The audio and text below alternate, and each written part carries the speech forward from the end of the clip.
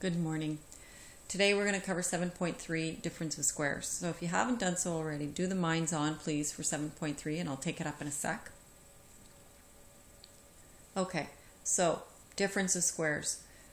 What we're doing today is more factoring. So the last couple of days we've done common factoring, where you found a common factor, the greatest common factor, you pulled it out, and you ended up getting a binomial or a trinomial that was in factored form. And factored form meant it was something times something else. So today we're learning a different method other than common factoring called difference of squares. So by the end of today's lesson, you should be able to recognize a binomial that can be factored using the difference of squares. You can go ahead and factor using that method of difference of squares, and you should be able to solve some problems using factoring and the difference of squares. Okay, so let's just check out the minds on. So it says, determine expressions for the length and the width of a rectangle if its area is represented by the equation a equals 2x squared plus x. So you can see that this is in simplified form, or sometimes we call it standard form, where it's just one term and another term when we're talking about a quadratic. And if we want to move from standard form into factored form, we have to factor. And the one method that you know so far is by looking for a greatest common factor and pulling it out. So what's common to each of these terms? Well, there's no number that's common because there's no number in this term. So the only thing that possibly could be common is in the variables. And as you can see, it's an x that's common to both. So we're going to pull that x out and we're going to open up our bracket. And we're going to ask ourselves, what do I have to divide when I have 2x squared and I divide by x, what is my quotient, or what is my answer? So 2x squared divided by x, 1x cancels and I'm left with 2x. If I now take x divided by x, write that out, that equals 1. Anything divided by itself, 5 over 5, 50 over 50, that all equals 1. And of course we need a sign in between here, it equals positive 1, so I'm just going to end up with that. Okay, so I get that the area is x times 2x plus 1, and this is factored form because it's something times something else. So I'm going to say that this is the width and this is the length. So the width can be represented by x and the length is 2x plus 1. So you should put a conclusion. The dimensions are width x and length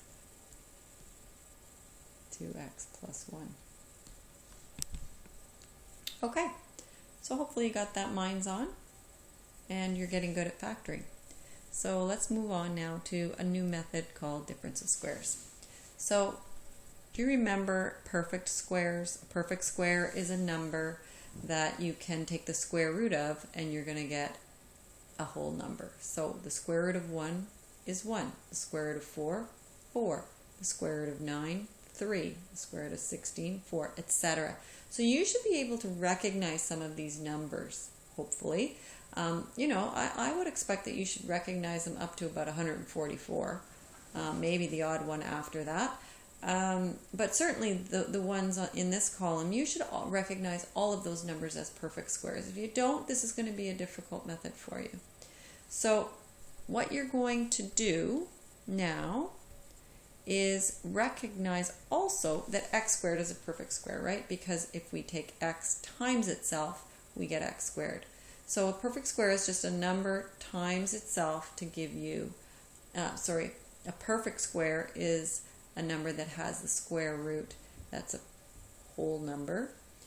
So a perfect square that's a variable has a square root that's a variable. Okay, so Difference means subtraction. So if we're talking about difference of squares, really what we're talking about is we have a difference of perfect squares. So difference is subtraction, and we're going to have two perfect squares in this particular method.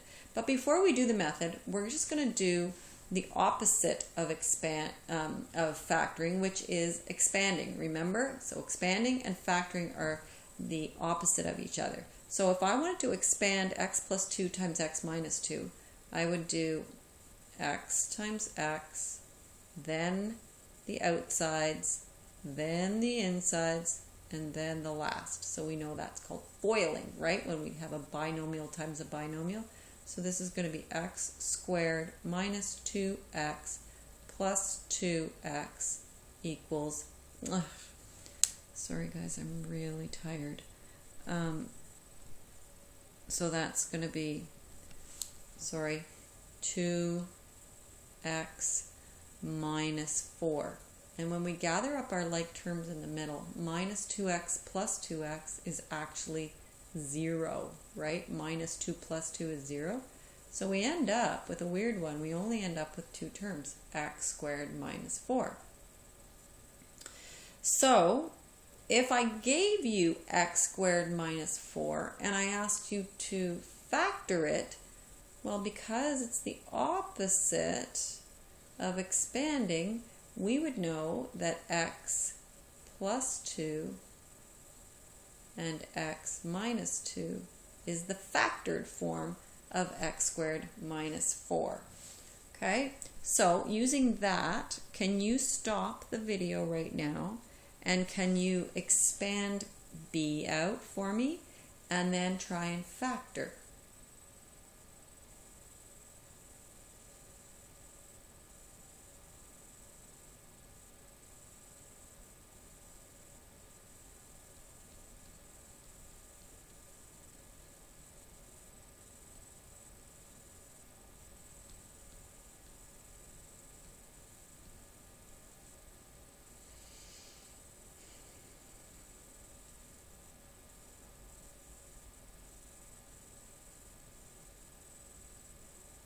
Okay, so we've FOILed it, we've simplified it, and then we know then that x squared minus 36, if I wanted to factor it, is going to look like this.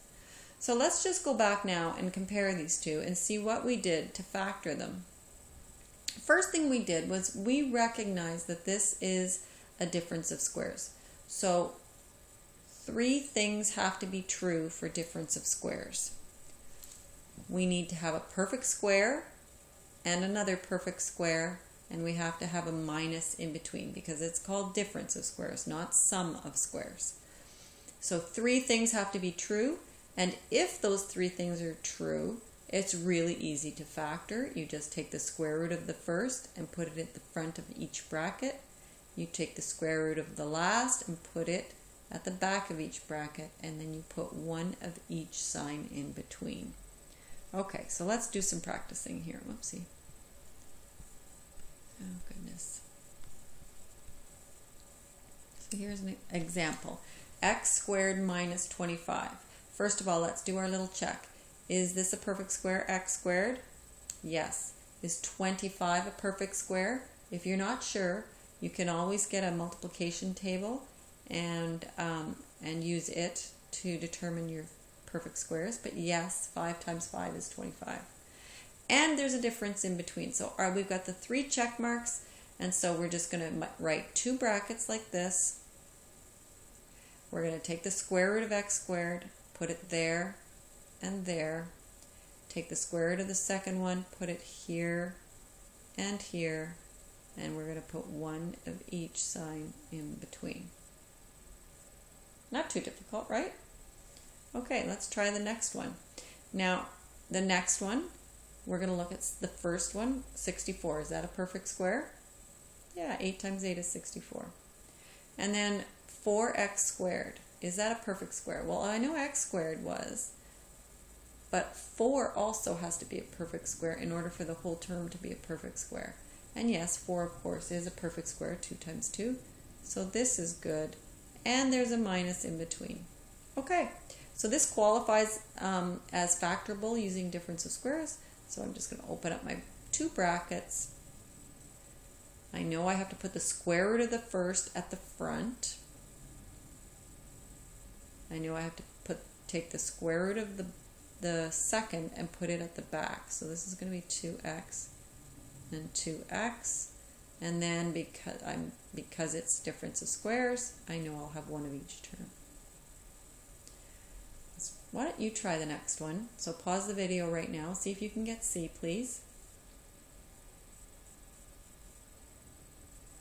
Okay, so in order to to factor this, I have to make sure it's a difference of squares first. So 9x squared, yes, that's a perfect square. 81, yes, that's a perfect square. Is there a minus in between? Yes, all three check. I can factor this using a difference of squares method. Take the square root of that and put it in the front. So the square root of 9 is 3. The square root of x squared is x. So this is going to be 3x. 81, that's 9 and 9 and 1 of each. Okay, I just realized that I should have looked for a common factor first. So I'm going to write that down. Always look for common factors first. So we're going to redo this question because that's probably what you guys got, but in fact that's not fully factored. So I'm going to do it in red here. So, is there a common factor between 9x squared and 81? Is there a number or a letter or both that will go into both of those, divide into both of those evenly? And yes, there is, 9.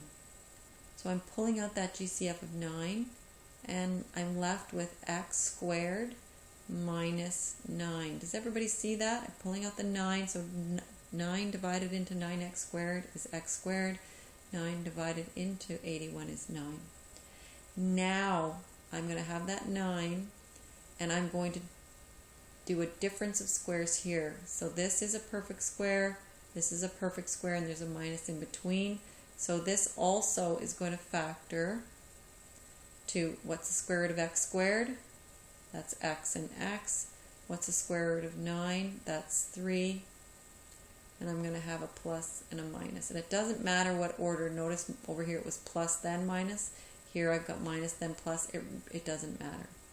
So what's the difference between the one here in black and the one here in red? Well, you can see that in the black one I have a 3 and a 9 here. That means that there's something common still inside that bracket. In fact, it's a 3, right?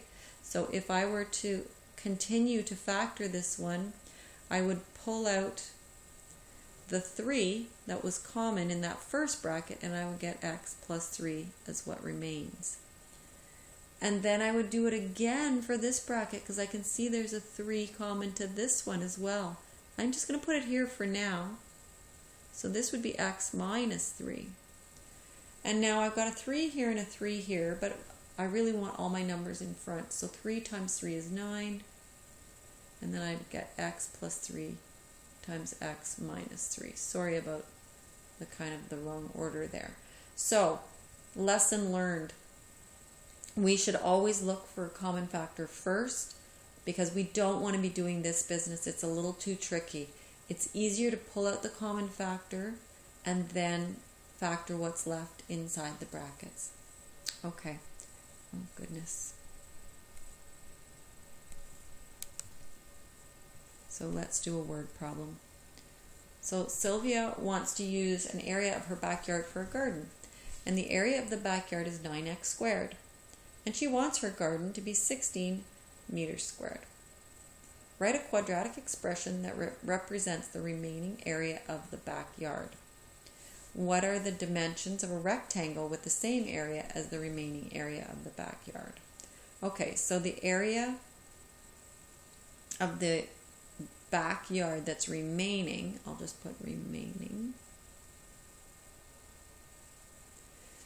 is going to be the area of her yard minus the area of her garden. Right? This is the whole yard. She takes up some space with the garden, and we're going to figure out what's left. So the area remaining is going to equal the area of the backyard is 9x squared, and the area of her garden is 16. So it says write a quadratic expression that represents the remaining area of the backyard. Well, this looks quadratic to me because it's got a squared in it. And the interesting thing is that if I wanted to find the dimensions of a rectangle, I need to factor, remember, just like you did in your Minds On today. But now, instead of looking for common factors, which we will do, we will look for common factors, but we will also factor it further. So if we looked at this and looked for a common factor, there's nothing common. So, at first glance you might think, oh, well, there's nothing common, I can't factor it. But you already know from today's lesson that there you have this new method called difference of squares. Is this a perfect square? Check. Is this a perfect square? Check. Is there a minus in between? Check. All three check. I know then that I can factor this by taking the square root of the first term and putting it here and here. So the square root of 9 is 3, the square root of x squared is x. So here and here with that square root. In the back we put the square root of 16, which of course is 4. And I'm going to put one of each sign in between. So I'm going to say that the length is the one with the plus. So the length equals 3x plus 4, and the width is equal to 3x minus 4. So I'll just say the dimensions are width 3x minus 4, and length 3x plus 4. Okay, so what are the actual dimensions? These are just expressions for our length and our width, so we should sub in. So if we've got length equals 3x plus 4, but we know that x is 3, then we're going to get 9 plus 4 and 13, and it's meters.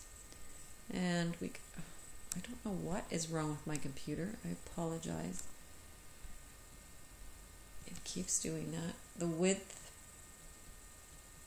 is equal to 3x minus 4, which is equal to 3 times 3 minus 4, which is 9 minus 4, which is 5 meters. Therefore, the actual